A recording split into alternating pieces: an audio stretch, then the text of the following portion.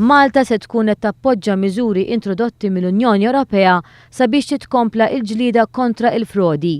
Dan ser isir permezz ta' introduzzjoni ta' liġi kriminali ġdida bilan li jitħarsu l-interessi tal-istituzzjonijiet finanzjarji tal-Unjoni Ewropea.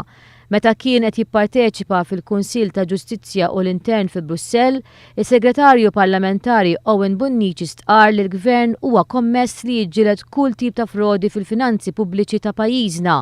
Huwa qal li regolamenti ġodda huma pass fi direzzjoni tajba. Permezz ta' dawn il-miżuri li ġew maqbula, il-fondi Ewropej li ntużaw ħażin jistgħu jiġu rikoverati.